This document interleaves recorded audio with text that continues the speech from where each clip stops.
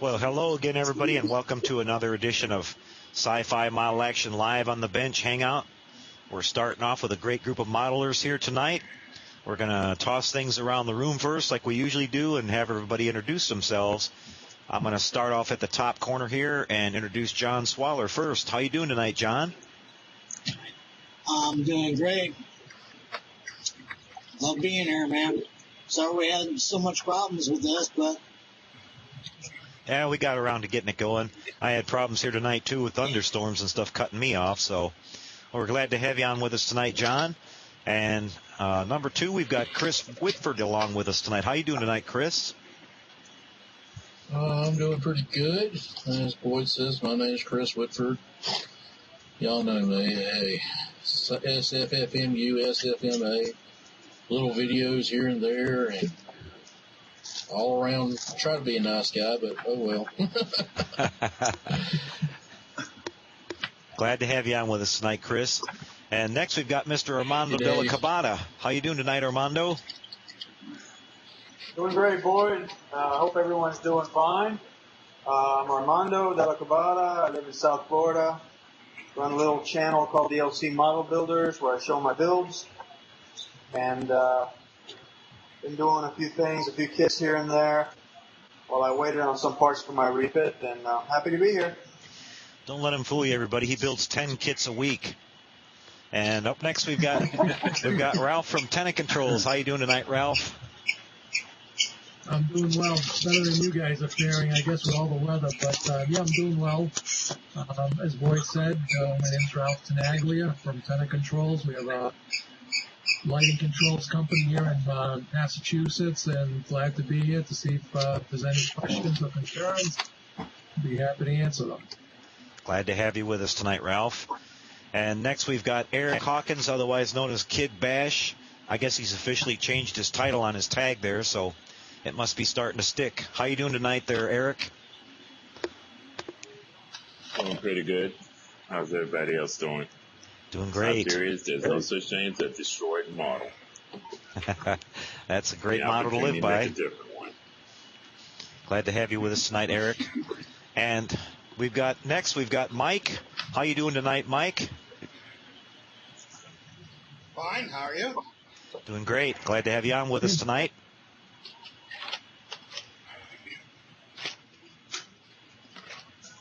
And then I guess next we'll go to Shannon. Oh, Mike's still talking. Okay. What'd you have there, Mike? Oh, yeah. I'm Mike Bergen from Central Illinois, and glad to be here tonight. Thanks for having me in. Glad you're with us, Mike. And next we've got Shannon Freeman. He's just kind of relaxing in the chair there. How you doing tonight, Shannon? All right. Just terribly frustrated with the way I've messed up 2 models. Uh-oh. We can maybe talk about that a little bit and give you a little bit of help with that. Next, we got Tag Gray. How you doing tonight, Tag? I'm doing really, really good. And it's a little preview. Oh, we got a flyby. We get to that part. That's cool. The flyby, yeah. Usually it's drive-bys out here in California, but... All right. That was a flyby. Glad to have you on tonight, Tag. And next we've got Bob Rusking from... Bob, I always forget what part... You're from St. Louis, aren't you? We're just west of St. Louis, yeah. I live about 45 minutes west of John and Dave. Okay. Out in central Missouri. And glad to be here tonight. Working on the protector. All right. I got 2 wings done. We'll show that a little bit later. Okay, Bob. Glad you're with us tonight. And we've got somebody new with us tonight. His name is John. Is it Tulos John? Is that correct? Is that how you say it? No, it's Tullus. T-U. Tullus. It's Tull. It's ancient Roman. Okay. Etruscan. Well, we're glad to have you on tonight, John. Tell us a little bit about yourself and where you're from. I'm from Mississippi, and I have a YouTube channel called ZeekWorks. That's Xeek. ZeekWorks Models. I'm working on the Voyager right now.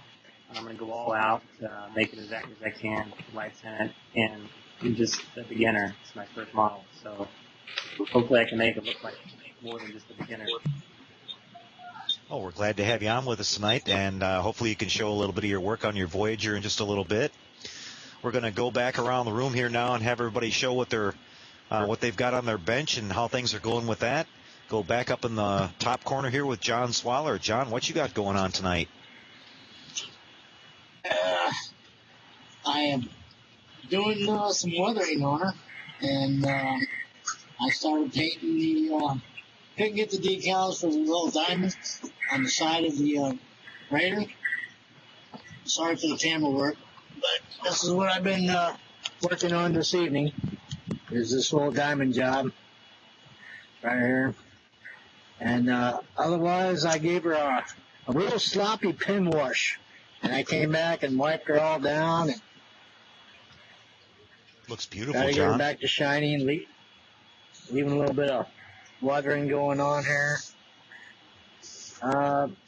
Later on tomorrow, I'll get this side, and I got the base down here ready to go. And tomorrow, she should be up and lit completely. Oh, I forgot to show the engines. Not bad. Yep, we've got to see those engines. Let's see if I can get that in. Oh, yeah. We're having a little bit of engine problems. She's going down. She does have battle damage. That looks great, John. Did you do the engine effects with some flickering LEDs, or is that a board actually doing that? No, it was actually I did it on the Stinger, but I got more of a random glow. I guess them being white LEDs, I just got it to flicker. That's nice. So that's the best I can do with that right now. Looks really good, John. Thanks for showing that. What's your next model when you're finished up with that one? Well, buddy at work wanted the Stinger, so I'm going to jump on that and try to finish that up in a couple months and get that to him. And then I might jump on the Reliant. Oh, great. You've got the AMT repopped kit, the 1537 scale? Not the latest one that I know of. I bought this one a little while back, but I did get one. Okay. Well, I think that size it is. I'll have yeah, I think that reissued kit's been out for a couple of years, so it might be the repop. It's got a kind of a painting of the model on the cover. But let me grab it. Okay. Just to make Then again, I don't know, man. I got that big Enterprise D. Yeah, that's the repop, John. Yep, that's the repop. Okay, cool. That should be nice. Looking forward to watching you build that one. I might do either or. All right, John. Well, thanks for showing everything. Appreciate it. And Chris, what have you got on your bench tonight?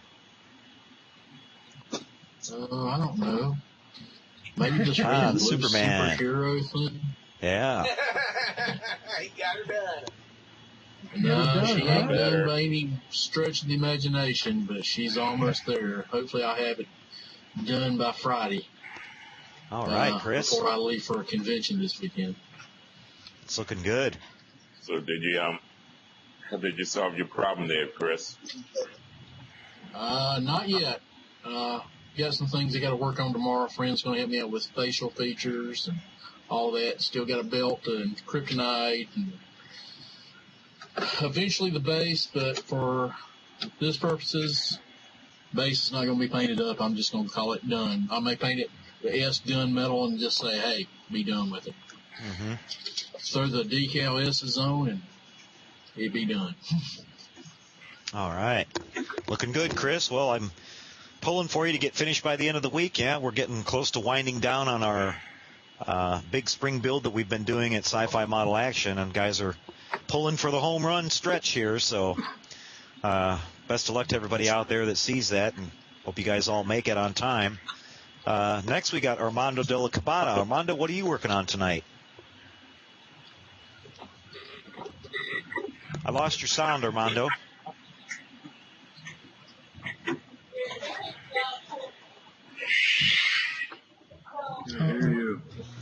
Nope, I can't hear you, Armando. For some reason I got muted. Oh, there you are. I can barely hear you. Yeah, you're coming in, but it's... Hello, gentlemen. Hey, Rob, how you doing? Not too bad. Ralph, I got a question for you.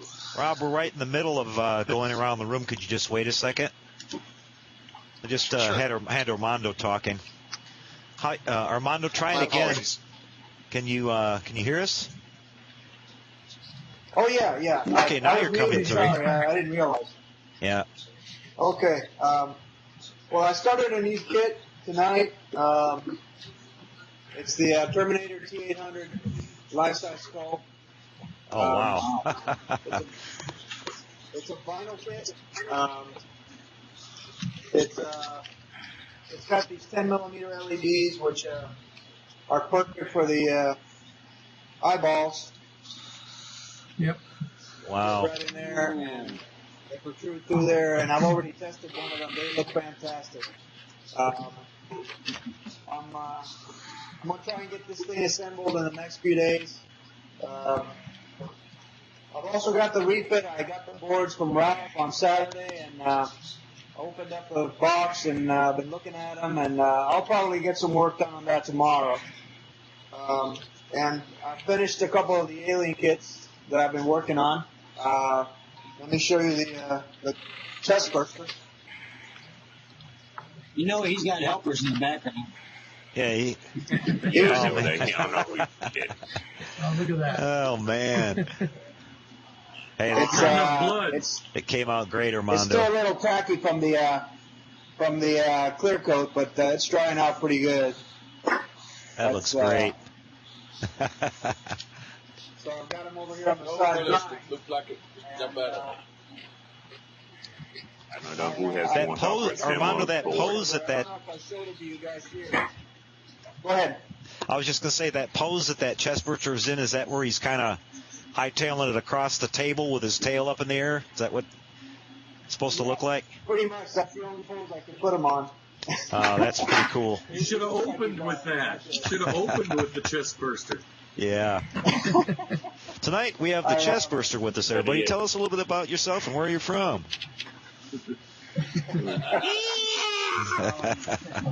Let me show you guys what I got from Jerry today. I got the base. Oh, yeah, look at For that. my Falcon. That's beautiful. Oh, yeah. It's beautiful. I got the rod in place with epoxy. I'm waiting for it to dry. And I've already tested the Falcon on it before I dried it, and it looks fantastic, reflecting off of the this area. This is just incredible how shiny it is. I think it's going to look beautiful. So got that, and I can show you guys the face hugger. It's already on display if you want to see it. Oh, definitely, yeah. Let me show you over here. Everybody needs a hug. That's right. Yeah, I heard they're quite affectionate little pets. Yes, they are. Kind of get attached There to he it. is. Oh, man. Your wife actually let you keep that in the house, huh? Well, that's a pretty understanding wife. Yeah, she's pretty cool. I've got it hanging from the side with some fishing string, and let's see here. Yeah, there he is. That's Nice and shiny. That's cool. Answer the phone. And if it creeps you guys out, then I've done my job. It definitely creeps us out. Creeps me out, that's for sure. So there you go. So that's the face hugger. So I've been churning out a few vinyl kits over the last few days. I've sort of gotten a taste for them. I think they're fairly simple kits, and you can get them assembled quickly. They make nice second builds when you're doing a big complicated build like the refit, when you want to change a pace for a couple of days to clear your mind when you run into a problem or something. I find, at least for me, that works really well. So now that I've got the boards, I'm itching to get back to the refit. So I'll probably work on this skull tonight and then switch back to the refit tomorrow. Excellent, Armando. Can't wait to see you build that one out. That's going to be cool, too. You've been a really busy model builder here lately. Yeah. Okay, thanks for showing us all that. And up next, I was going to introduce Rob, but I guess he dropped off. So I guess we'll go to Ralph. We lost him. Yeah. Ralph, how are you doing out there, and what's going on in your laboratory? Well, I'm doing okay, except very, very busy. As I was talking with Eric earlier, haven't been able to get too much accomplished in anything else because as you know, we're going to a couple of shows. One here at the it's the Star Trek convention in Boston next month, and then in Jersey Fest the following month. And we're making close to 300 kits, and I'm telling you, it's a lot. It's a lot of work. It's we're going through thousands of LEDs, instructions. We're getting the boards done at the manufacturing place, so it's a lot of logistical situations, but so it's hampered me in starting some other stuff. But you and I were talking. The B9 he's got to be working on next. We're gonna put some time aside and start working on the poor guy. I mean,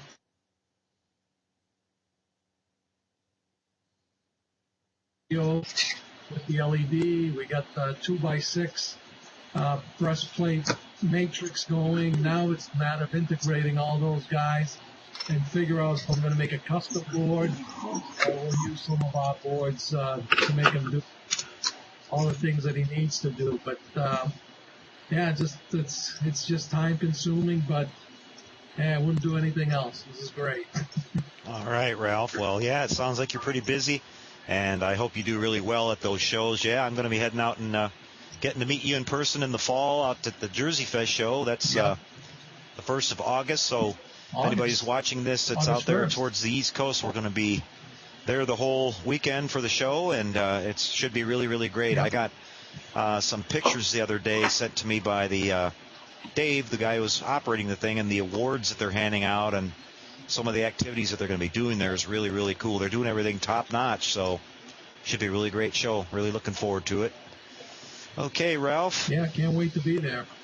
All right. We'll get back to you in a little bit when some people have some questions here. Next, we've got Mike. Mike, what have you got on your bench tonight? Well, I took a break from the X-Wing fighter, and I've been working on the Polar Light Snap. The Batmobile. 32nd scale, I think that's what it is. Right. Batmobile, yes. Nice. Putting on the pinstripe in there. I had a little problem with the back pinstripe that goes across the back between the fins. Uh-huh. What happened was I made the water just a little too tepid, and it only took a second. I dipped the decal in the water, and before I could even pull it up, it disintegrated and folded on itself and curled up and nothing. Wow. I didn't even get a chance to even save a piece out. Wow. Yeah. Well, a little bit quick. I was just like, oh. Is there any way on that, Mike? That just kind of makes. I'm looking at my Batmobile here. That part you're talking about there. Does that? Is it up on the trunk where it meets the? Goes up onto the fins itself, or is it the one below that? Let me see. Okay, it's the one that, it goes up on the trunk and then up onto the sides of the fins. Well, you might be able to carefully take a paintbrush and lay the paintbrush kind of on its edge a little bit and maybe make that with some orange paint. Try to, Man, that pinstriping is... Yeah, I had to be really careful with the stuff on mine. I know exactly what you mean. It's pretty fragile. Mike, did you try to see if you can get It doesn't make it easy. Mm-hmm. That one's smaller than mine too, so I imagine it's even more difficult getting that stuff on. But yeah, it was.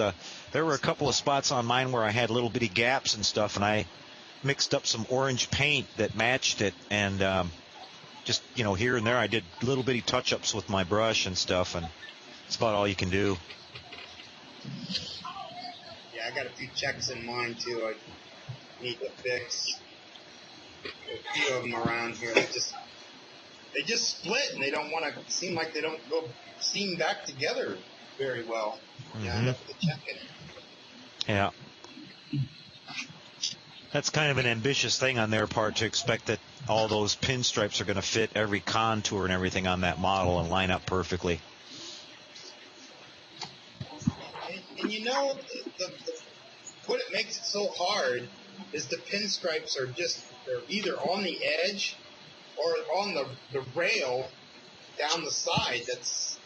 And it has to sit right on the edge of that, top of that rail. Yeah. Or it just won't look right. Yeah, exactly. Yep. Did you make a copy of your decals, Mike? You know, I'm the first person to say, hey, copy those decals and put them in your printer. And you know what? Guess what I didn't do? Put them in the printer. Yeah. Hold on one second. You may be in Chris luck. to the rescue. You may be in luck. Yeah. There's a shimmer of hope here, Mike. I got this on a tin. Did anybody get the tin set with this snap? It got the poster with that? I have that kit, and I actually got the kit from Chris, but I've never opened the thing. I got the kit, Chris, almost a year ago, I guess, because they had the Comic-Con here in San Antonio, and Burt Ward and Adam West were going to be here, and I was going to take it down there and have them autograph it. But I never got a chance to get to the show, so I missed out. But I've got that same kit. That's the one in the collector's tin, right?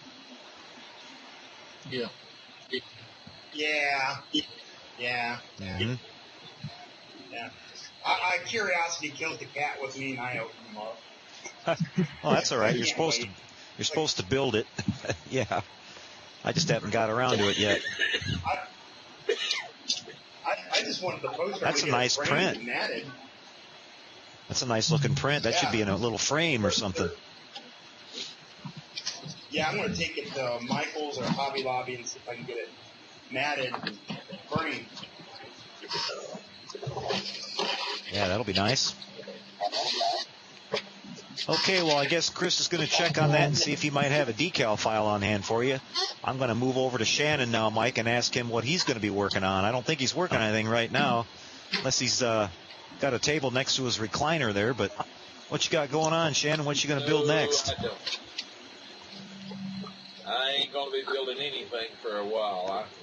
I kind of messed up my Enterprise B. Got it all decaled and almost ready to finish and set it aside. All of a sudden, I got stupid and put on the decal bonder on the darn thing, and every one of those decals goes shriveled up. Oh, no. That's not good. Yes. That's all wrong. What, Shannon? I trashed it. Shannon, what kind of decal bonder did you use? Testers. And I had never seen it. One to use. I had never seen it do that before. It shriveled it up on the model, not on the sheet, on the model. Yeah, that's what I mean. I had never seen it do that before. Were the decals on there for a little while before you did that, or? Oh yeah, they were on there for a good little while. That's really strange. Several hours. Okay. Was the model? So you hadn't clear coated it or anything like that? It was just the decals sitting on top of your paint? No, just the decals that just put on there. Huh. Was no paint, was no clear coat on it. Wow. Well, I guess every once in a while something like that can happen. I've never had that decal bonder from Testers react like that before, but that's really strange. Were they the kit decals or were they an aftermarket set?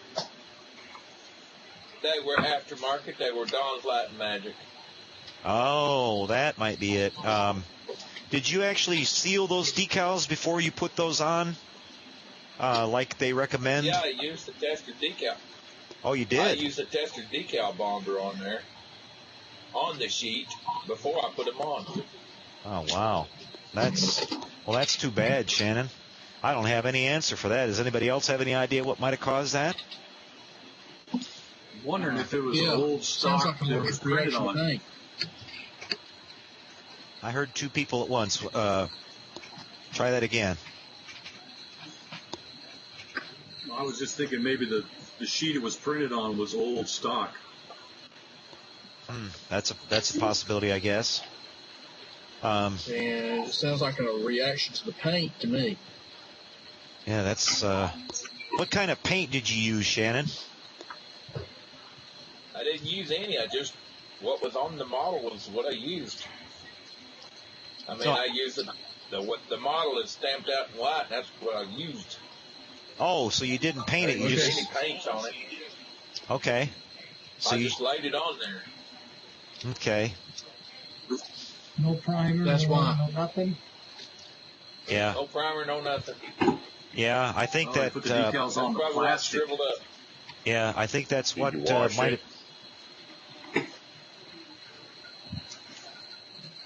Yeah, that might be the reason. Next time I'll wash it. Yeah, that might be the reason, though. I'm not sure how that will work on bare plastic like that. Release oil on it. Yeah. Never tried it like that before, so. Well, sorry to hear about that. Are you going to build another one, Shannon, or are you just going to move on to something else? No, I'm going to build another one, but I'm gonna do like you did with yours in your video. I'm going to wash the darn thing first. Okay. Wash it and do the. Wash it and get me some clear gloss. Get me some gloss white paint and put it on top of it. There you go. After it dries out. Yeah. Yeah, they do have. Sometimes they're worse than others when they come out of the package. They have that mold release agent on them. It's like a type of an oil, and it can react with stuff. But yeah, it's important to clean them and everything. But well, better luck next time, Shannon. That's what you said on your video.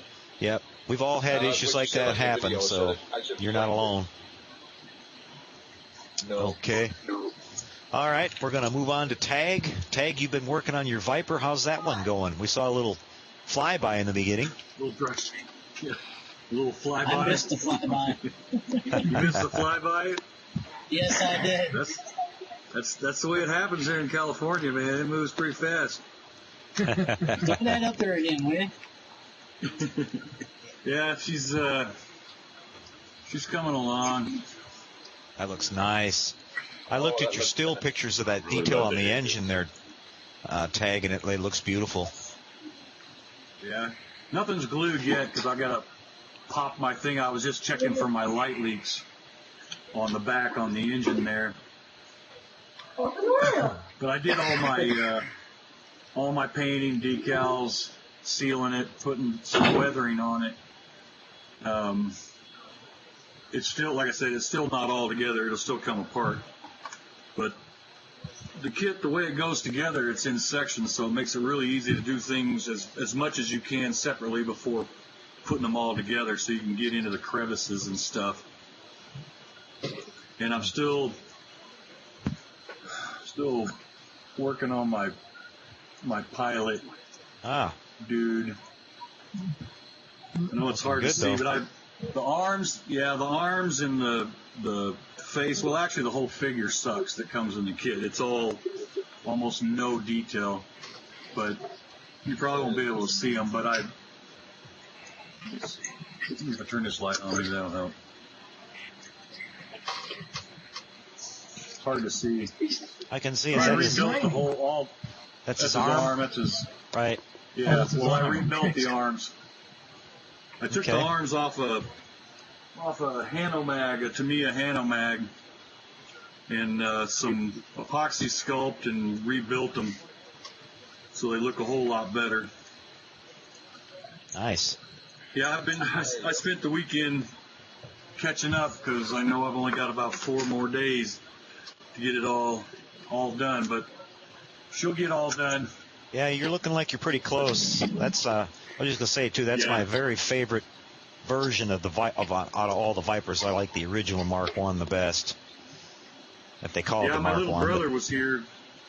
Yeah, my little brother was here over the weekend, and we were comparing it to because I have the Mark II also, And Mark II is a lot smaller. Right. Than the original. But yeah, I've loved the original since the TV show. It is my favorite. Oh, do they actually call that? Do they? I have the kit, but I haven't looked at it in detail. Tag, do they actually? What scale are they calling that? It's in the same scale as the Cylon Raider, isn't it?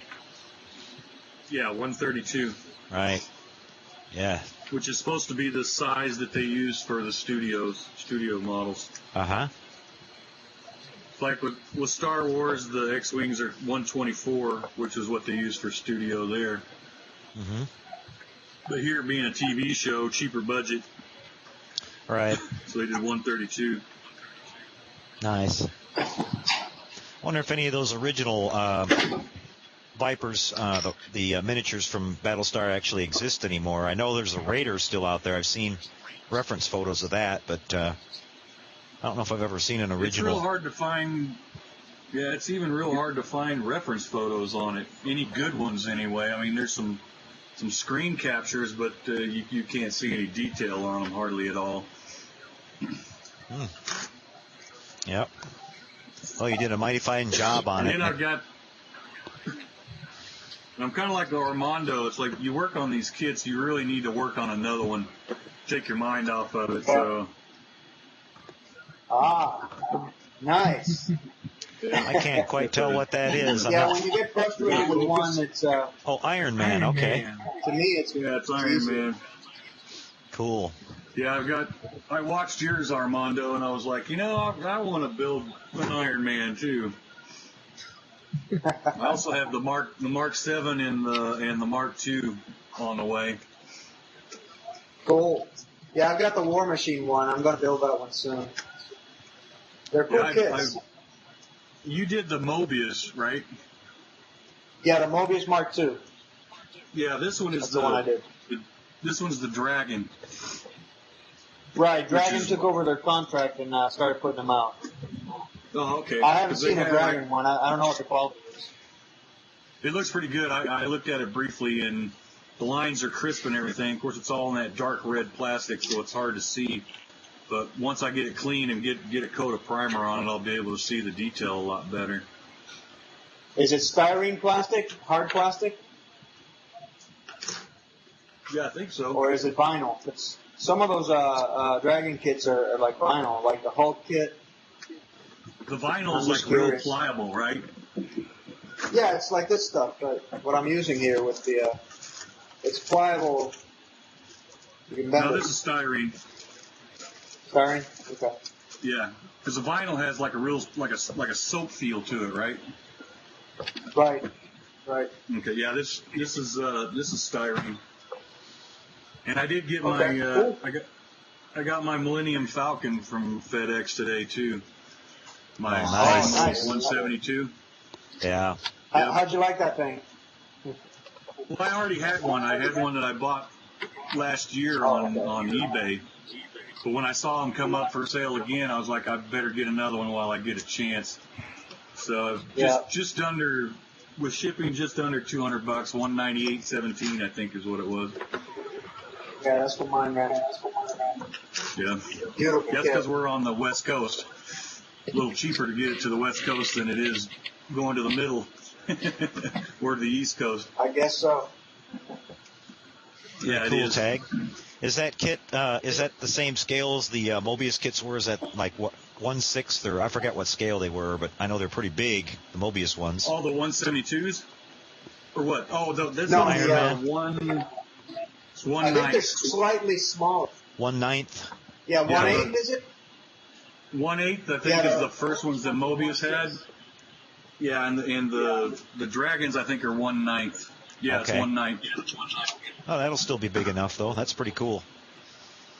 Yeah, it comes out to a good, about a G.I. Joe size. Well, the original G.I. Joes, for those of you old enough to remember the original G.I. Joes.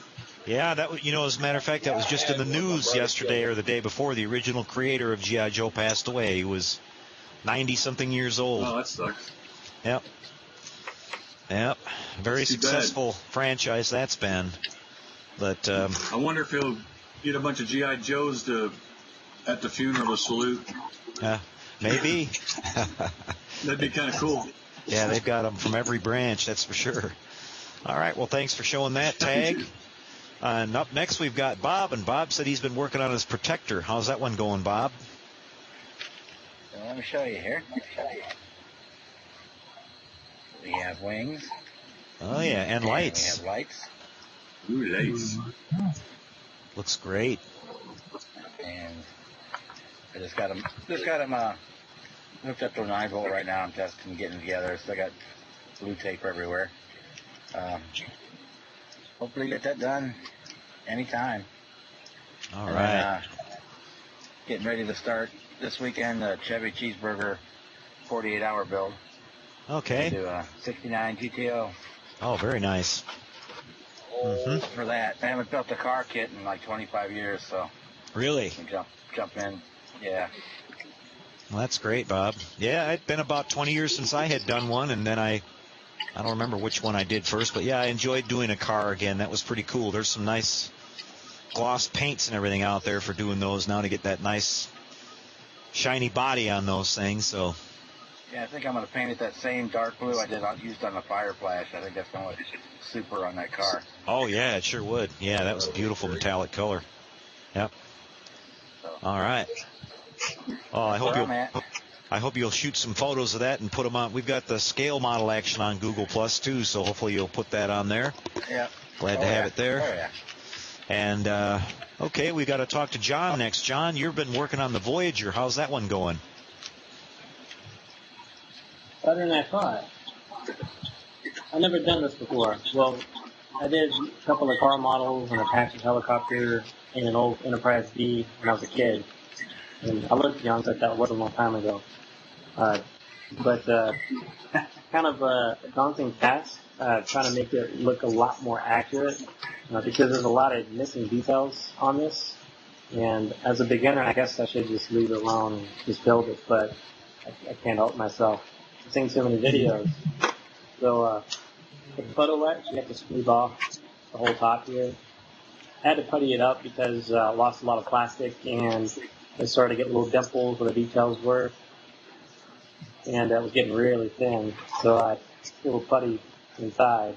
Right. And that kind of melted it a little bit more. And then the dimples became worse. So I puttied it again, sanded it down, and finally it's nice and smooth. So I'm glad that turned out okay. I had to add some beams to the top deck here. Mm-hmm. It wasn't in the model like it's supposed to be. On the back is supposed to be a space between whatever that is. They don't ever mention it on any blueprints. And the sensor array here. So I had a little strip of styrene. I'll have to sand down the part that goes in there and make it fit. And got the windows cut out. Yeah, it looks great. Yeah. And this is getting to be really expensive, but I don't know how much I spent already. Welcome to the club, John. Maybe $100 a day. Yeah. Like today, I bought this thing for my Dremel, and apparently it doesn't fit my Dremel, so I bought another Dremel. And I bought a stand for the Dremel. Every day I'm buying more junk, but. Well, the tools are a good thing. The tools are a good thing, John. You can have those. You can keep those forever. You know, that's a good investment. Yeah. Yeah. That's right, John. Well, hopefully they'll be a good investment. I got this next. Oh yeah, the 1000. Yeah, that's a nice model. I'm gonna do that first, and I'm gonna light it up too. I think it'll be pretty hard to light up first, but I'm going to do it anyway. And then I got, it's heavy. Oh, yeah. Scale. Big one. Yeah. All right. The mother. Yep. That's great. So I got work cut out for me. Yeah, well, that's how you get going. What are you going to spend on that one? Yeah, the big one. Yeah. You think it's expensive now? Wait till you break open that 350. Yeah. Yeah, exactly. Yeah. Well, John, Well, it's I not still so got to buy I an bad. told my airbrush wife, and listen, an air compressor. tools are always good because you can use it for everything else.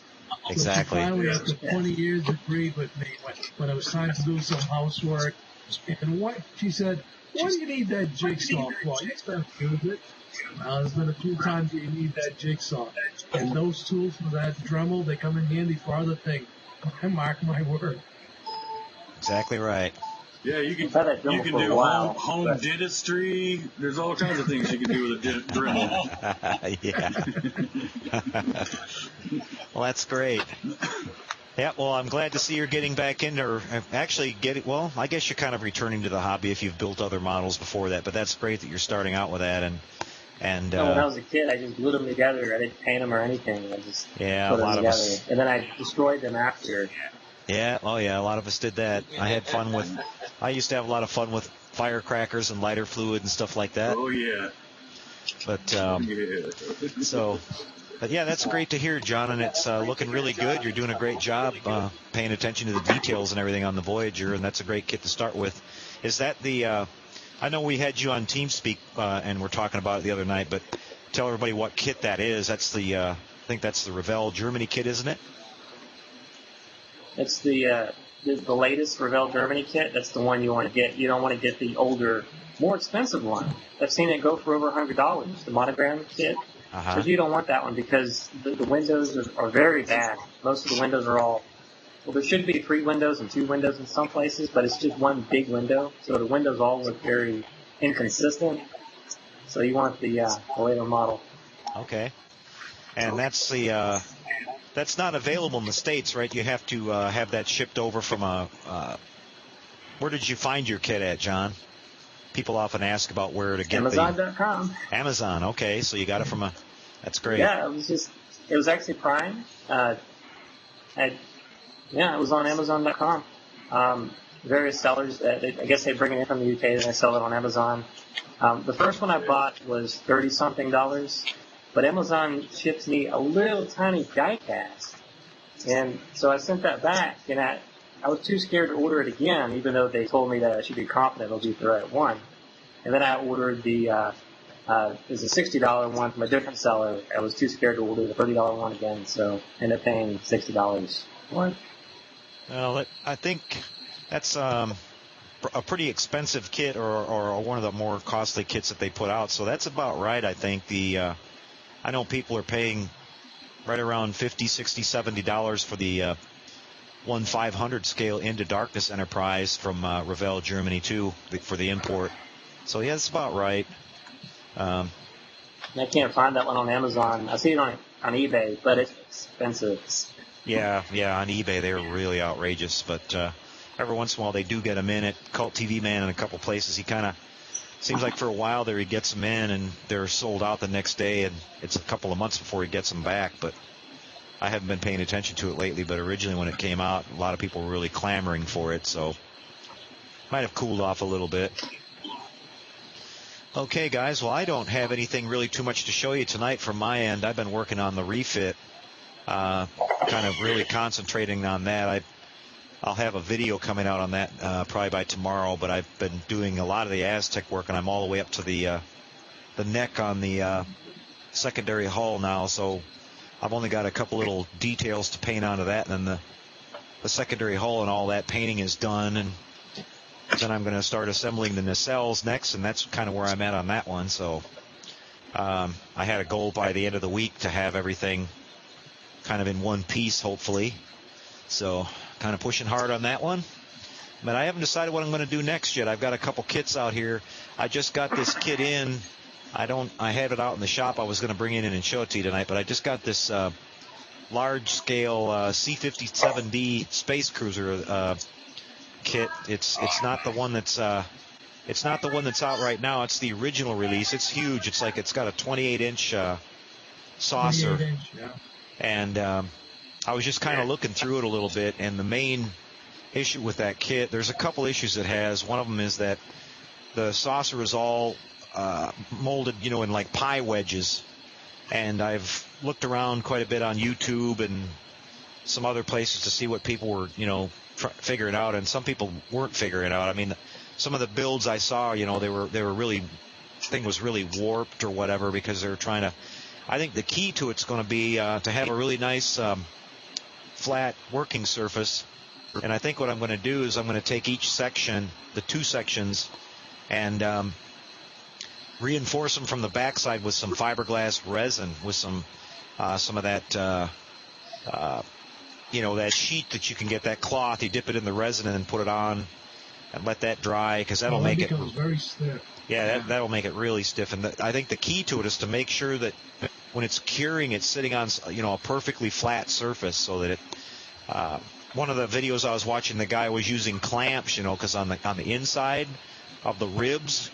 But to me, like the ribs, if the ribs, just because you're clamping those ribs tight, doesn't mean that it's straight. You know what I mean? The mold might be a little bit off or whatever. I think you need to make sure that the outside surface is what's flat, and then work my way around and hopefully be able to get that. And on the bottom, like on the C57D, I don't know why they did it this way, but this is the smaller kit here, and you can see it only has these 3 landing legs, and there aren't any markings anywhere else for like extra ones that could have, you know, opened or whatever.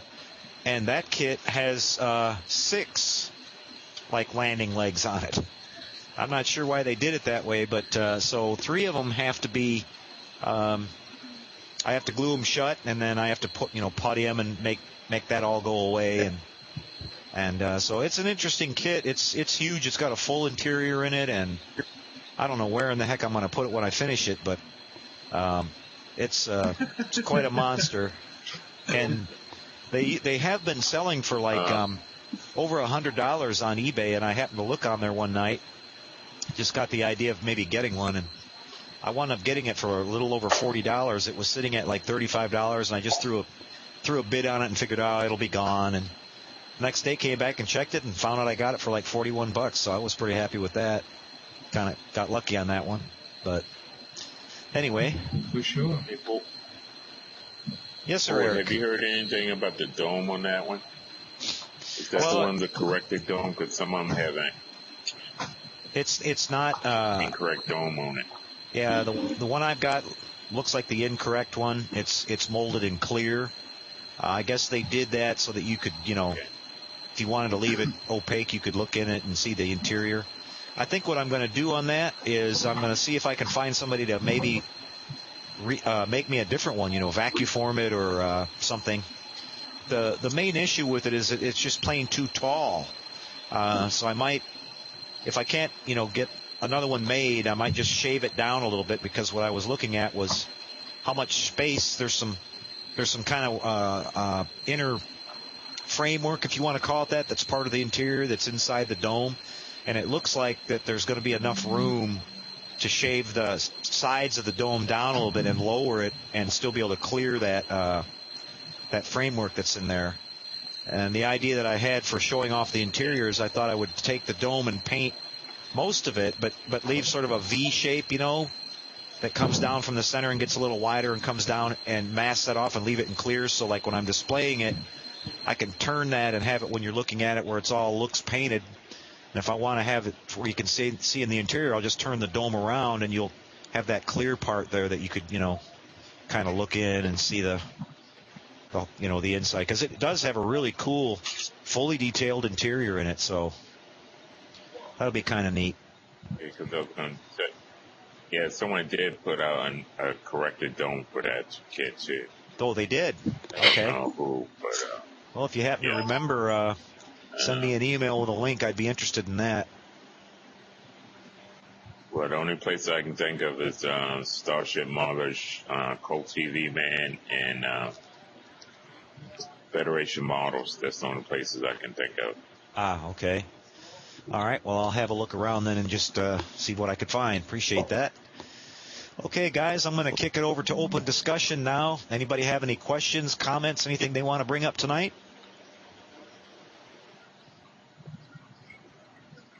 Yeah, has anybody thought about what Go ahead, Tag. I heard the delay. I heard you the most clear anyway. Wow. Take it away, Tag. Let's talk about John's last delay. name. Had to let it kill me. I want to talk about John's last name. How you pronounce that again, John? Telos? John, how you pronounce your last name? Tell us. Wasn't that Forbidden Planet on Star Trek or something?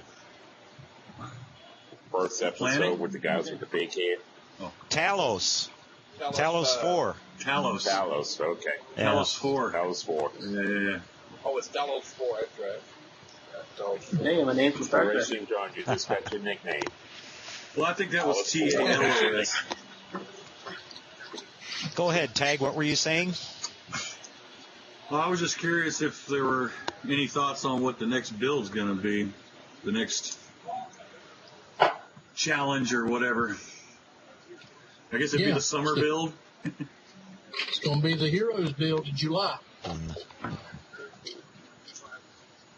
Cool. And basically the thing with that is we're going to incorporate real space along with fantasy and all that. So if you've got a real space hero or, U.S. Air Force or military that's transitioned into space, you can use that. So this one's going to combine real and fantasy and got a month to do it. So it's sci-fi heroes. If you want to do Neil Armstrong's Eagle or the Millennium Falcon or the Starship Enterprise or the Firefly, the Batmobile, whatever, it's as long as it's something that represents a hero of real or fantasy, you got, pretty much carte blanche with it. That should be interesting. So I got aliens, monsters out on Mondo. Some people might think an alien monster's a hero.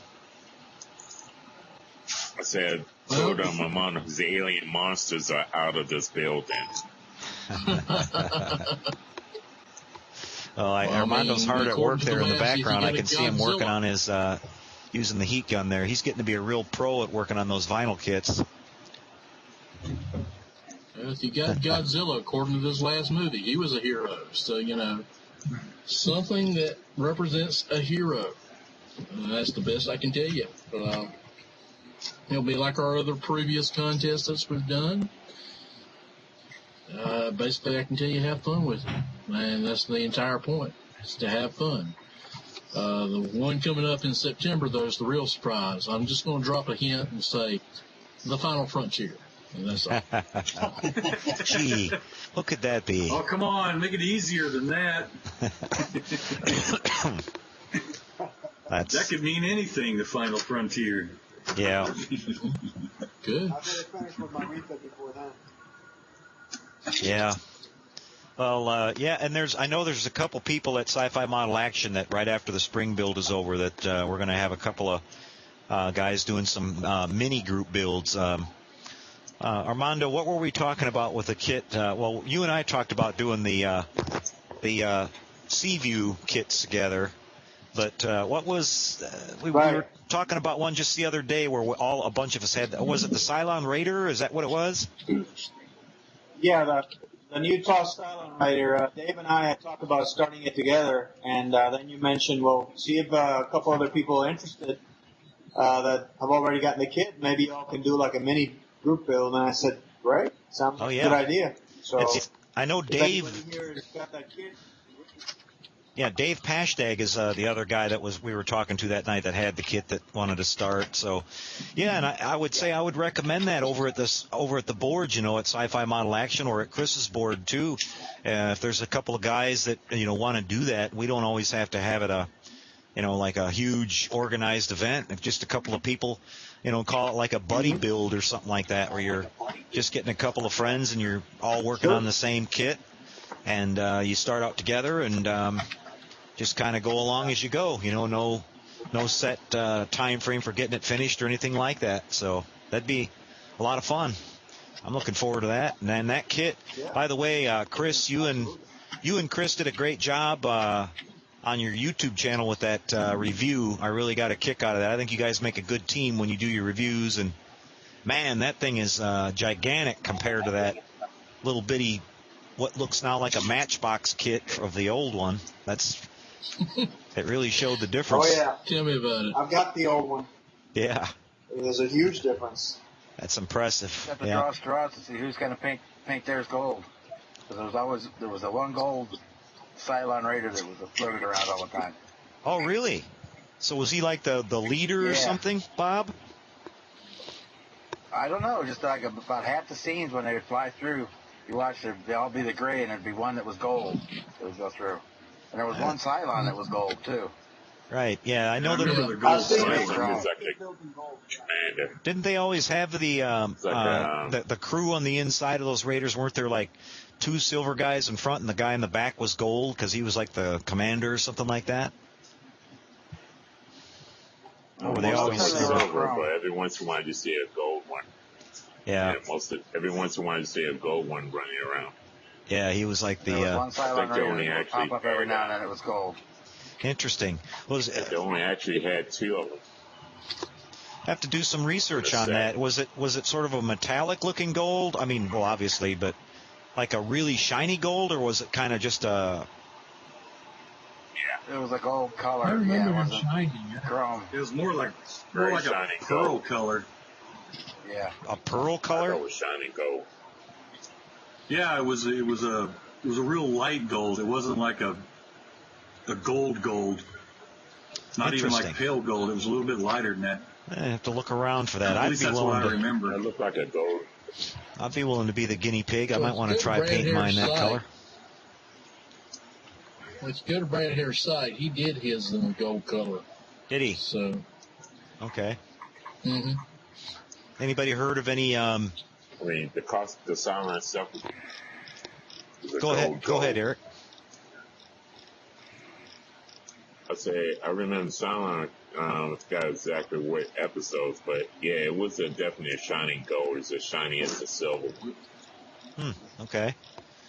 Has anybody heard anything any more about aftermarket parts or anything for that kit? I know Paragraphics has got some stuff out with I think the nicest thing they released for it is that really nice louvered cockpit for the top cockpit, so you got the correct louvers on the top of it. But anything about any cockpit stuff or figures or anything? Nope. There was a problem with I don't release figures. I don't know if there's any sense in me going Paragraphics. Well, what for? I mean, the cockpit's going to be empty. Yeah. That's what bothers me. Yeah. Well, hold on. No, actually, Brad has a clear final piece for the it's a vacuum form for the windows, right? And he also has a cockpit in there, resin cockpit he made. Yeah, but he doesn't have any figures there. Well, Bob's got a picture he's I know, put up, but, everybody, that you somebody's can gonna see get that. later. Yeah. It looks like a little picture of the gold Raider. The silver ones, and there's the gold one. Interesting. Funny, I used to be a big fan of that show, and I never paid any attention to that. I never noticed that before. Huh. I always I remember seeing sort of that look, but I always figured it was like the light that they were shooting him with was more of a yellow-looking light or something that was making that effect. A lot of times when it would show up, there'd be like 5 or 6 of them fly through, and they were all definitely gray, and then the one gold one would zoom through. Wow, that's cool. Definitely one that was gold. Mm-hmm. Okay, now this from the theatrical movie or the TV release? That picture, that shot was a screen capture from the original, the pilot, but it was in the other ones. Okay. I just watched one yesterday. I think that one, the Ice Planet one, I think it was in that one. I'm trying to remember. Yeah. I think it was in that one. It may have been in a couple other ones where you see it. Very cool.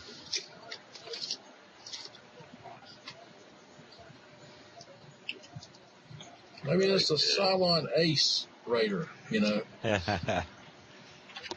Very possible. Yep. Anybody have any questions or anything like that they want to kick around? Paragraphic delivers that they if you got one of their early that apparently there was some mistakes with the louvers. So you have to make sure you didn't get their early set. But if you did, just email them it was in your replacement set. Okay. I think a couple of louvers was too short a number. Something like that. Very cool. Yeah, I'm kind of with you, Armando. I mean, if you're not gonna have anything you're going to detail in the interior, then it might not make sense to use or really need those louvers from Paragraphics. But I'm not sure if that's a separate kit that they sell just the louvers, or if that's going to be part of his overall upgrade. Fiber optics. I don't mean fiber optics. Photo etched parts for the model itself. But yeah, otherwise you could just paint the regular louvers and be done with it. It's on the side of the house. Right.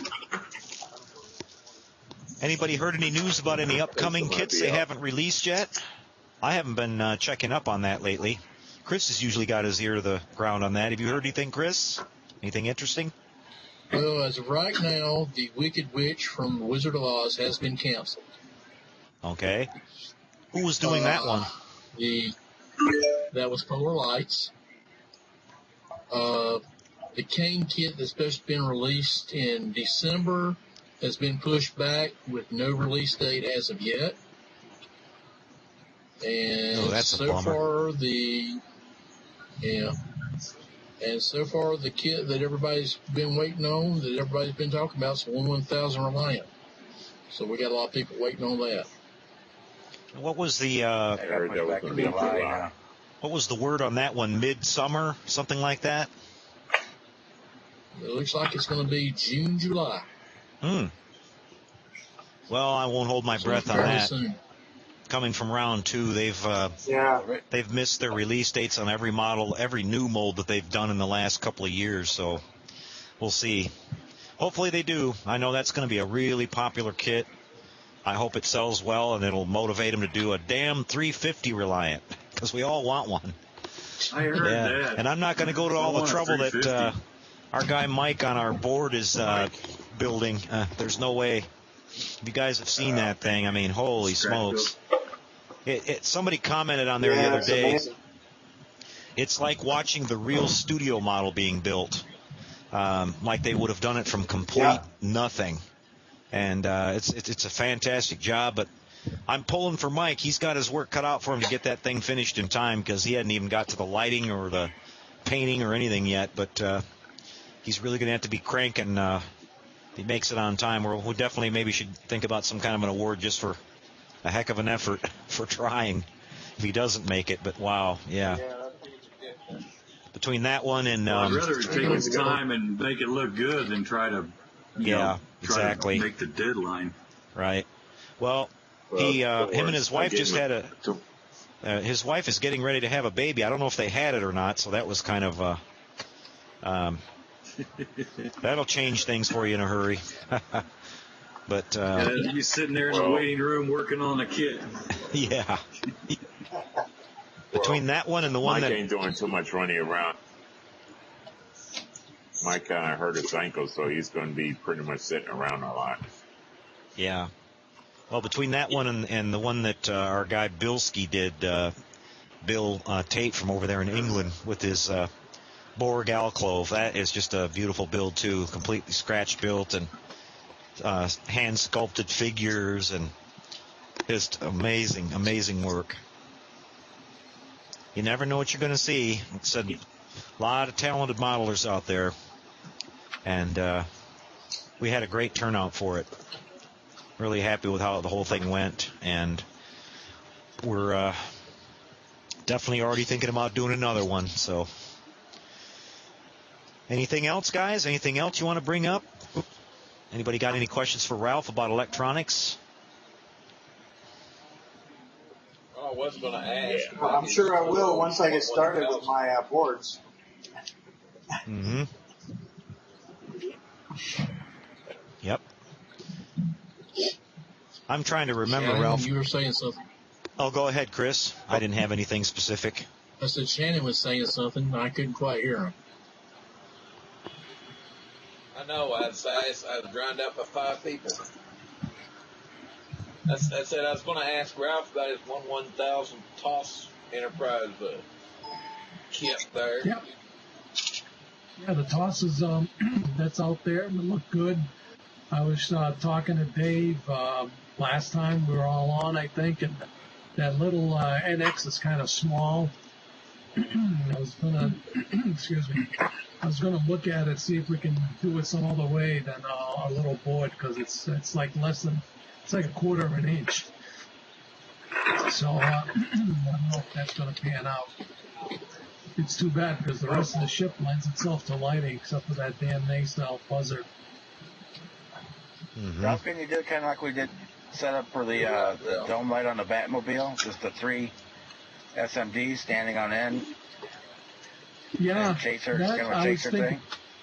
Yeah, I was going to do that, Bob, with the 1.8 millimeter types. and see if I can get that swirling effect, but I just haven't had time to look at it yet. Mm-hmm. Like three reds and a gold or something, or a blue, just a splash sprinkle in there or something. Yeah, that's it's very tiny. But yeah. I'm going to take a look at it and see if we can pull it off. It just won't be with a PC board. It'll have to be loose. Right. Ralph, do you need an engine? Do I need an engine? Yeah, do you need the model engine itself? Let me see if I can get if I like the effect with the LEDs. If it's if I like it, then I'll see if you guys want to send that model. Yeah, just send me an email with the address, and I'll go ahead and send it to you.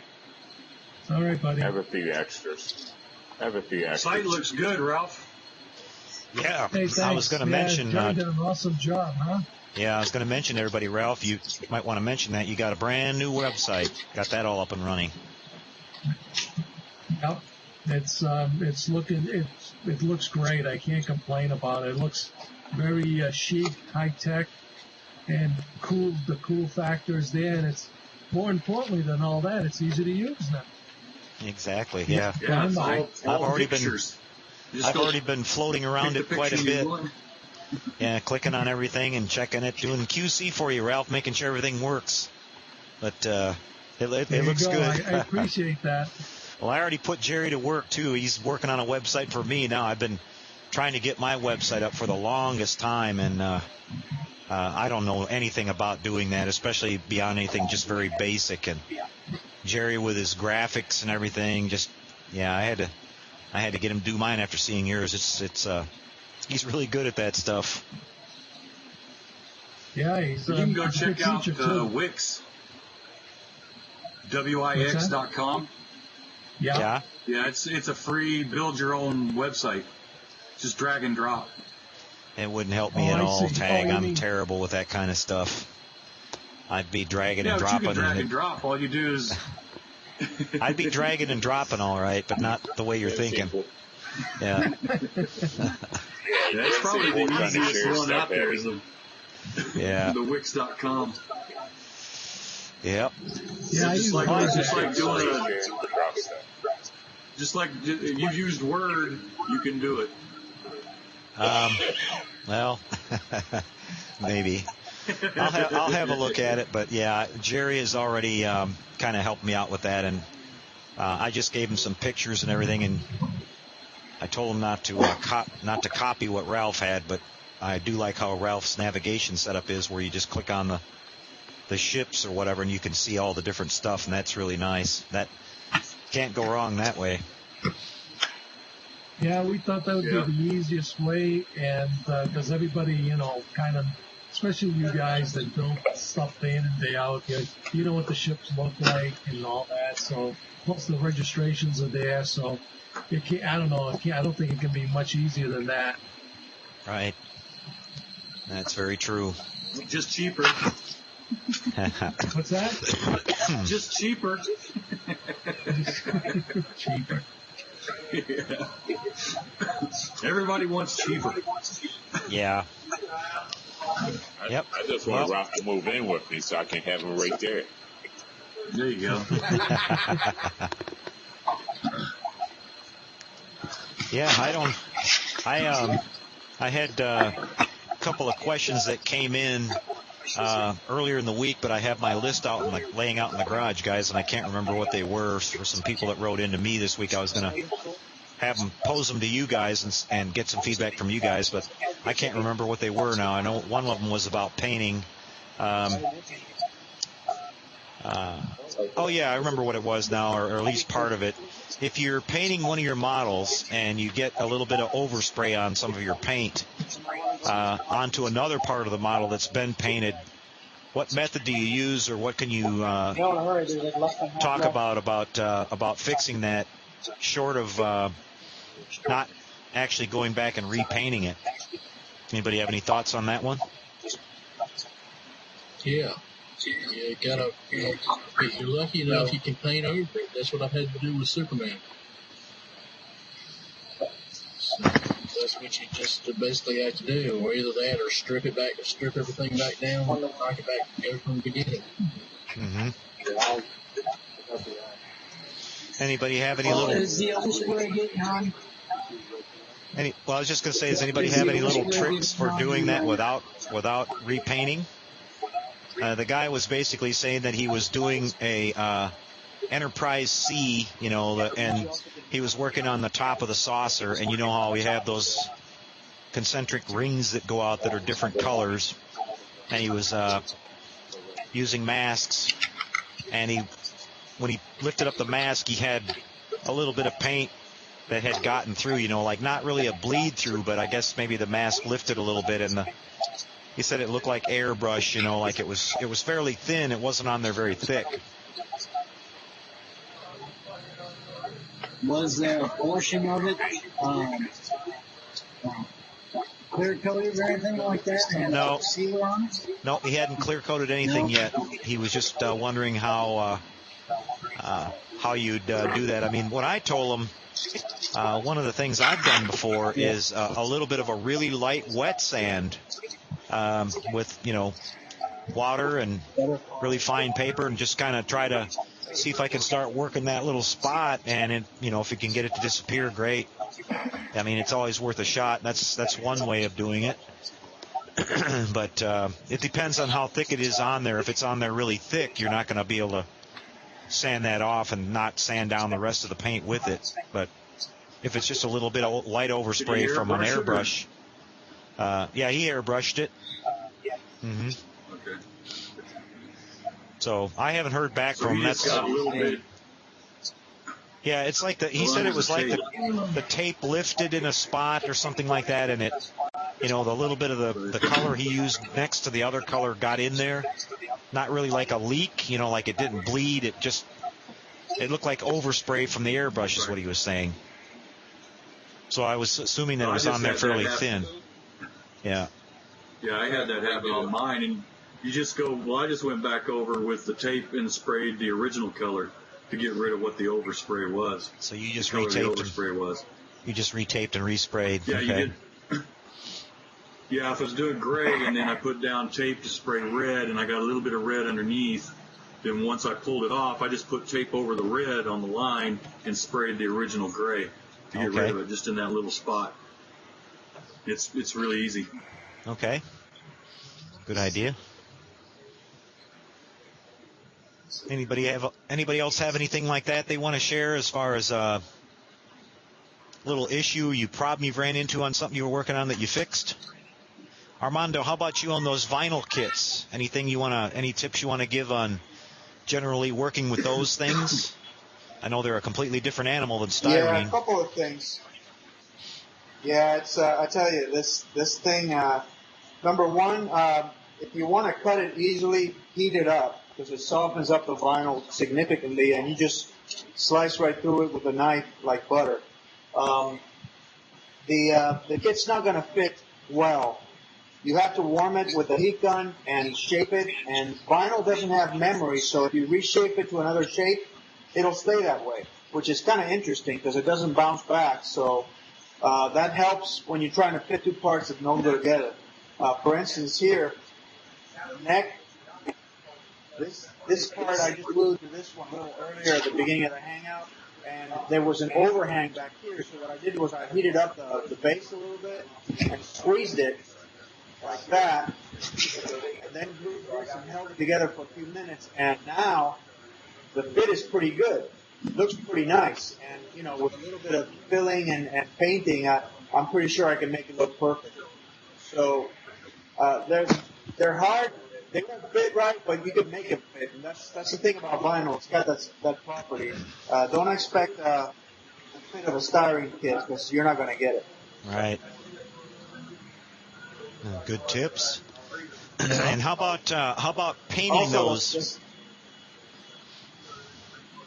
Okay, painting. Well, first of all, use CA glue, obviously, instead of testers or any plastic glue.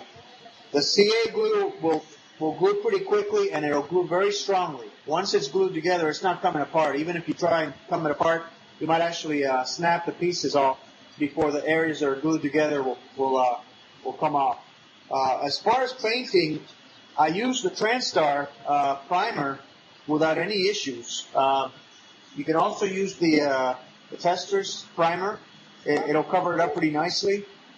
Once it's primered, you can sand the primer a little bit, but vinyl doesn't really sand, so you better be happy with the gaps and seams. And the way you do that, better than putty, you use air clay, like what I use for my face hugger. It's an air drying clay that I got at Michael's. It's like Play-Doh. It's a modeling clay. It dries just by leaving it outside in the air for 24 hours or so. It's sculptable, so you can sculpt it into any shapes around the gap that you're filling, and it'll primer no problem. Once you put the primer on top, then you can paint it with whatever you want.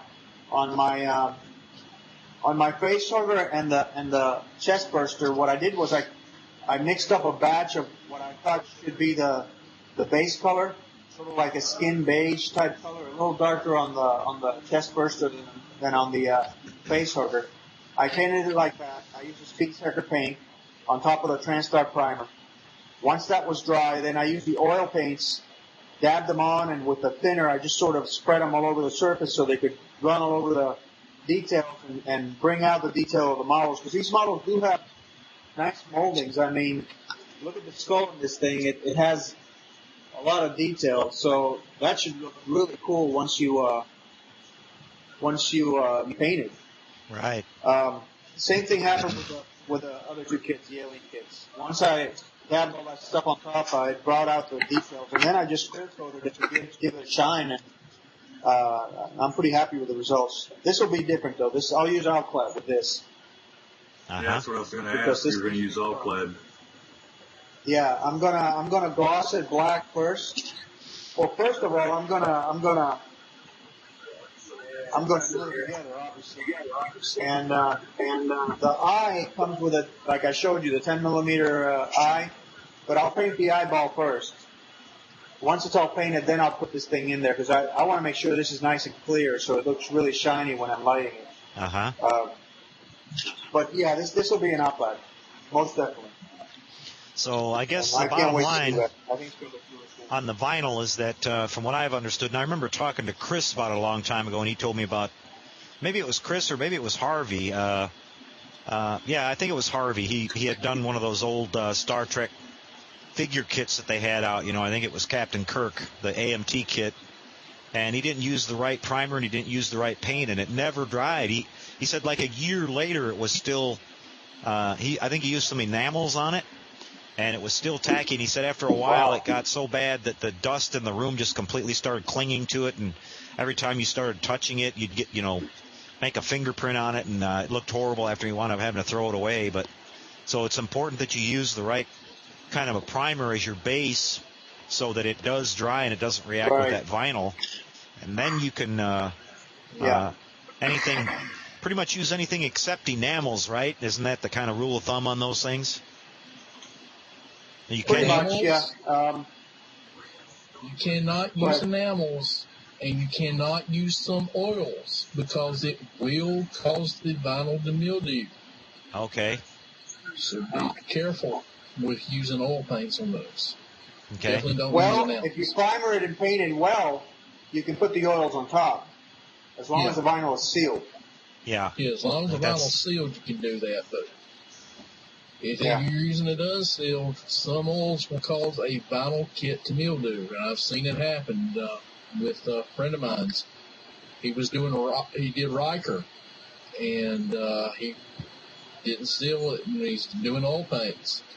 And 3 days later, his kit became mildewed. Ooh, nasty. So, yeah. I think, like I said, that's the rule of thumb, that it has to be really sealed, really good. And but yeah, those are some great tips, Armando. And I didn't know anything about vinyl. I don't have a lot of them, but I've got a couple vinyl kits. Yeah. And I've never touched them because I wasn't quite sure about what kind of glue works good to put them together. I've got all 4 of those Star Trek figure kits that they put out way back in the day from AMT, but I've never touched them because I didn't know what, like I said, the glue or the paint or whatever. So, but CA actually works really good on that stuff, huh? Oh yeah, it works great. And I didn't know anything about them either. I read a little bit about them before I started. I asked around a little bit, but I decided to take a plunge because, I'm not going to let those kits languish in my stash and not build them. Especially that face over. I've been dying to do that one for some time. And so far so good. I haven't seen any mildew on it. It looks pretty nice. So I think I sealed it really well with a primer and the paint. I used the Spies Hecker up top, which is acrylic, so it seals it up really nice. Very nice. What's that you're holding up there, Chris? This is Luke Skywalker. It's a vinyl kit. This is the Screaming Return of the Jedi Luke, so it's a vinyl kit. Okay. Yeah, those Screaming ones are really cool. I've seen some nice vinyl kits on on eBay and a couple other places for sale that I've liked. They really like the subject matter on them, and but I haven't bought them or kind of shied away from them because not knowing about all that, but because you can't find it made in anything else except vinyl, so I have to think twice about that now. Okay, guys, anything else? Anybody else want to bring up anything? We're getting kind of winding down towards the end here. Oh, we lost somebody. Don't know who that was. I have a question. Okay, go ahead. Eric.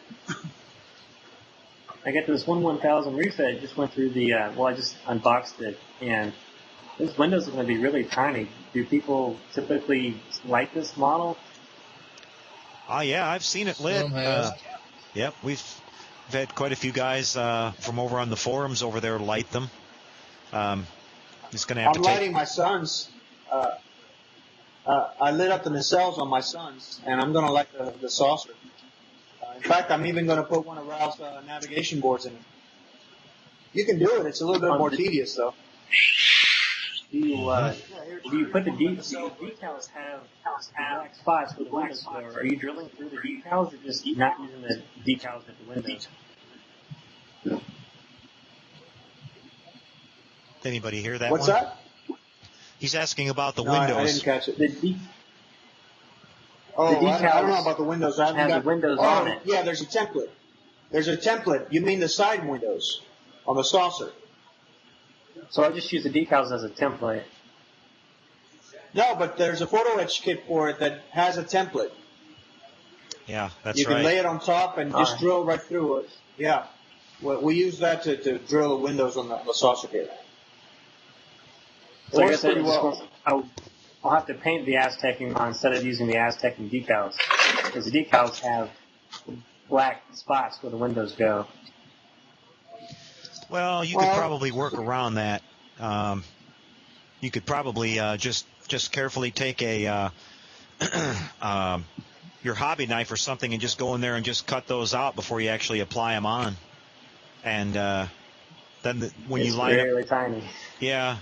But I don't think you'd notice it if you maybe cut that section out there and then laid the decal over top of the windows that are on the model. If you drill them out, I don't think you'd notice it. You could definitely do it. You got to drill the decal all right. It's usually pretty hard. I've tried using decals before. If they're really, really small, it's pretty hard to get them lined up perfectly, but it's kind of hit or miss on that. But yeah, in fact, I remember now that there's the photo etch kit that's out there for the 1000. There's even a shuttle bay for it. I don't think it goes all the way back in though. It's kind of like a, and Jerry over at HDA Model Works actually created a decal for that shuttle bay that gives it that forced perspective look. So you can put the decal in there, and if you put some lighting in the shuttle bay, it'll make it look like the shuttle bay goes, all the way to the back of the ship like it should. So that's kind of interesting. But there are some, there are I some guess parts. I could practice painting Aztecs on this little one. Yeah. Here you go. Did somebody ever release Aztec masks for the 1000? Does Orbital Dry Dock have those? I actually see it right now. Okay. Well, there you I'm go. not sure. Aztec dummy. Oh, they do have? Oh, Aztec Dummy has they them. do. Okay. All right. Oh, we've talked about those Maybe before. I'll just do 2 colors and keep it simple. Yeah, a lot of people, what they'll do is they'll do the medium or flat white and then do a pearl white. It looks pretty nice like that with the two-tone. But the Aztec Dummy masks, you want to be careful with those. Depending on what material he's making those out of, if they're made out of the black material, you're going to want to be really careful when you put those on, because they are super, super sticky, and they'll pull your paint right off if you're not careful. You're going to have to probably work with small sections of that. He's improving. He's gone back and he's replaced a lot of the material that he had on his original kits. And it's, I think he's doing it with some orange vinyl material that lifts off there a lot easier. In fact, when I did my Jupiter 2 recently, I bought the Paragraphics masking kit for that, and it was made by Aztec Dummy, and the masks for that were all made out of that orange material, and they lifted right off with no problem. But the black ones, if it's that black material, it's really, really sticky stuff. It sure is. Yeah. And if you're... Gentlemen, I hate to do it, but I need to run, man. Yeah. You guys have a good one? Okay, John. Bye, John. Glad you could join us tonight. We'll see you next time. Beautiful job on that Raider. Thank you. And thanks for being in the contest, John. Yep, he's gone. Okay, guys. Well, I'm going to start wrapping this up. I don't have anything else. Anybody else have anything they want to say before we close this one out? Yeah, I wanted to ask John Collis, what is his dream model, since he's getting back in the model, since everybody else knows what everybody else's dream model is? Which is his dream model? I want to go all out on that 350 refit. I really can't wait to do that. Yep. That's usually the one if you're a Star Trek fan. That's the creme de la creme, but it's also the most difficult. So yeah, working your way up to that one is a good idea, John. A lot of people try to take that on as their very first kit, and it usually doesn't wind up too well. It's a lot of work. There's so many things, especially if you get into the lighting. You've got to have all these things that have to come together, and there's so much paint detail on that. And then if you're going to do the Aztec decal, some of these guys here that may have built that, they'll tell you, even if you're just doing the decals and not painting the Aztecs on, that's the whole model is covered in it's basically like thinking about wallpapering a model in decals. So a lot can go wrong with that too if you're not experienced working with decals. So yeah, it's a challenge. It's best to work your way up toward that. We tell people that all the time everybody loves that model and they love that ship and they want to, have that as their first model and have it turn out like a studio miniature, like perfect. But yeah, it's ruined a lot of modelers' taste for the hobby. I know that for sure. You see a lot of broken threads around on the forums where somebody started one and then they left a couple of years ago and never came back. So, yeah. Like broken hearts. Yeah, exactly. Broken hearts, broken threads. Yep. But yeah. Well, The Voyager is a lot harder than I thought it was. Yeah. Well, I got an easy way of doing that. Just send it to Boyd. No. These guys want to build them themselves. But so maybe get my credit card out. Yeah.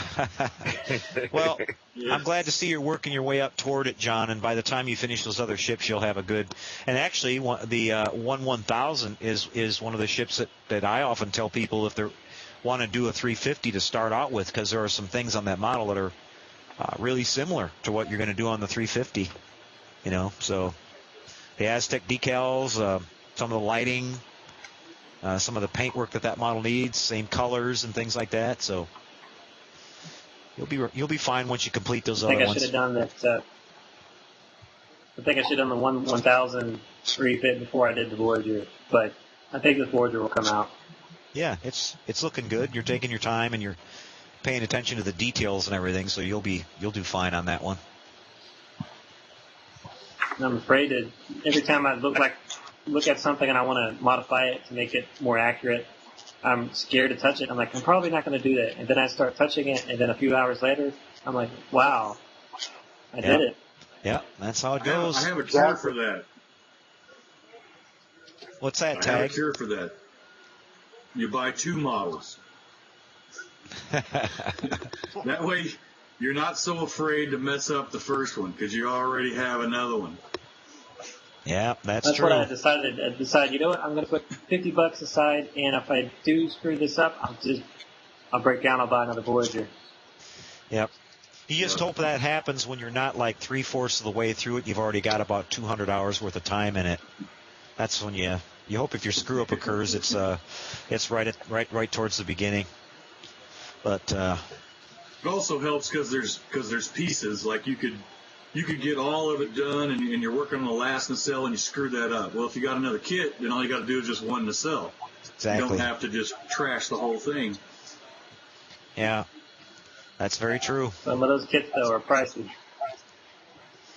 Yeah, and if you're like Eric, you'll keep all those extra parts too because you can make a new hybrid something out of it when you go back later. He likes to do a lot of kit bashing. Yeah, the Frankenship. Have you noticed on the Voyager, it has a deflector dish on top and another deflector dish on an engineering hull? Well, screw the engineering hull. Just put the engine, attach it to the saucer. You already got deflector dish. You're ready to go. Yep, streamline it. Okay, guys. Well, I think that's going to be a wrap tonight. I appreciate all of you guys coming and hanging out. Sorry we got off to a little late start tonight, but we kind of got it together and got going. So we'll be back next week at our regular time on Monday night. And again, I wanted to say a big thanks to everybody that did a build for our big spring build. By this time next week, it'll be over. And I'm pulling for everybody that's getting close to the end here. Hopefully they make it. And so next week is going to be a big show and tell, right? Yeah. In fact, I was going to say, if anybody happens to be watching this, that tomorrow night I've sent out messages to everybody that signed up to be a judge. Where and Chris, you might want to be there if you have to. Well, you might be doing your hangout tomorrow, but I can't, man. I've got my own thing tomorrow night. Remember? That's right. We're going to get a couple of the judges together for just a quick chat on what we're going to be looking for on the models and all that, and we'll be ready to go for the judging. And hopefully, you guys some of you that haven't finished yet, make sure you take good pictures. That's what's going to make or break for your model. We need good, clear pictures from the top, the bottom, if possible, and the sides, and good lighting. I mean, keep in mind that we're not looking for beauty shots. We want clear, you can, when you do your beauty shots, you can do those at the end after the contest is over and do your low lighting or, whatever you want to highlight on the model. But what we're looking for now is just really clear, brightly lit pictures so we can see the detail and the, the paint work and the seam work. That's what we're going to be looking for. So just thought I'd get that out there. Okay, guys. So, again, appreciate it. Thanks for coming tonight, you guys. We'll see you next week. And until then, take care, everybody. Happy modeling, and good night, John Boy. Good night, John Boy. Good night.